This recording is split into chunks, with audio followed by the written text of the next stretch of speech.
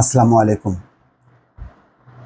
নোবেলজয়ী অমর্ত্য সেন ভারতের খুবই একটি ঐতিহাসিক বক্তব্য দিয়েছেন এবং এত চমৎকারভাবে ভারতের সংবিধানের আলোকে সব মানুষের অধিকার বিষয়ে আমি মনে করব যে এটা একটা ঐতিহাসিক ভাষণ বা বক্তব্য।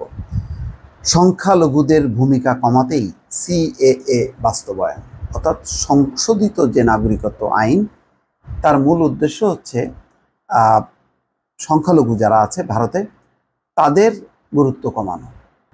তার বিস্তারিত ব্যাখ্যা দিয়েছে এবং বলেছে যে ভারতের সংবিধান সকল গোষ্ঠী, ধর্ম, সবার সমান অধিকার নিশ্চিত করেছে, কিন্তু সিএ এর মধ্য দিয়ে কোনো একটা ধর্মকে ফোকাসড করা, বাকিদেরকে অবদমিত করা, সেই বিষয়টি সামনে আসে। বলছে যে এটি বাস্তবায়ন করা এক ভারতের সংবিধানের সাথে বিশ্বাসঘাতকতার সামিল হিসেবেও তিনি বর্ণনা করেছেন। দর্শক, নোবেল বিজয়ী অর্থনীতিবিদ অমর্ত্য সেন বিশ্বাস করেন যে নাগরিকত্ব সংশোধিত আইন, সংক্ষেপে সিএএ বাস্তবায়ন দেশের সংখ্যালঘুদের ভূমিকাকে হ্রাস করতে পারে, দেশের সংখ্যাগরিষ্ঠ শক্তিকে উৎসাহিত করতে পারে।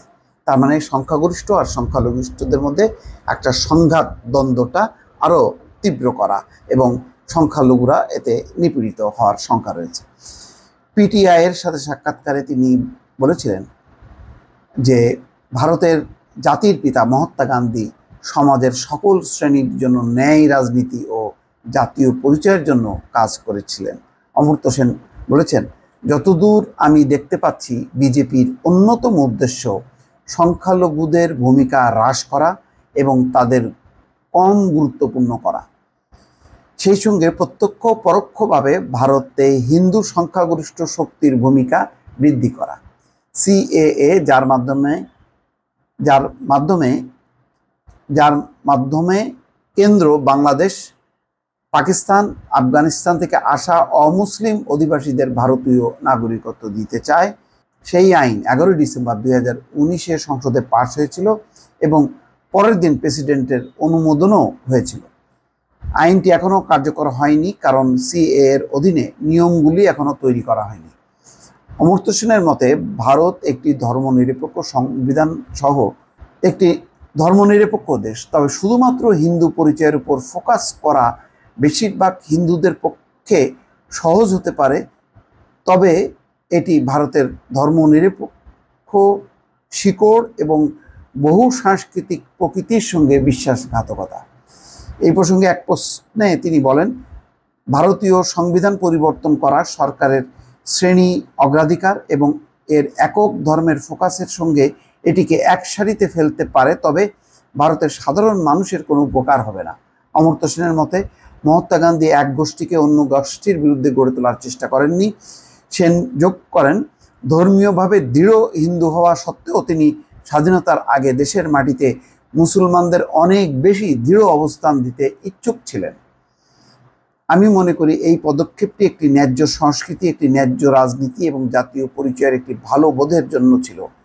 কোনোদিন ভারত মুসলিমদের মতো সংখ্যালঘুদের অবহেলার জন্য অনুতপ্ত হবে, অর্থাৎ কেন এই অবহেলা করা হয়েছিল তার জন্য অনুতপ্ত হবে ভারত। সিএএ উদ্দেশ্য হলো পাকিস্তান, বাংলাদেশ, আফগানিস্তানের হিন্দু, শিখ, জৈন, বৌদ্ধ, পার্সি ও খ্রিস্টানদের মতো নির্যাতিত সংখ্যালঘুদের ভারতীয় নাগরিকত্ব প্রদান করা। এই সম্প্রদায়ের যারা 31 ডিসেম্বর 2014 পর্যন্ত ভারতে এসেছিলেন তাদের অবৈধ অধিবাসী হিসেবে গণ্য করা হবে এবং ভারতীয় নাগরিকত্ব দেওয়া হবে। সংসদে সিএএ পাশ হওয়ার পরে দেশের বিভিন্ন অংশে ব্যাপক বিক্ষোভ দেখা গেছে, যার ফলে পুলিশের গুলিতে এবং সংশ্লিষ্ট সহিংসতায় এ পর্যন্ত প্রায় 100 জনের মৃত্যু হয়েছে এবং এটি রাজনীতিতে একটি বড় বিভাজন।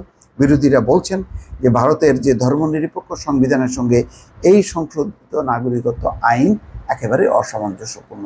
তারপরও বিজেপি সংখ্যাগরিষ্ঠ হিন্দু জনগোষ্ঠীকে একটা হিন্দুত্ববাদী ধারণায় তাদের ভোট ব্যাংক হিসেবে এটা রূপ দিতে চায় এবং তার মাধ্যমে তারা বারবার বিজয়ী হতে চায়। দর্শক, ভালো থাকবেন। আল্লাহ হাফেজ।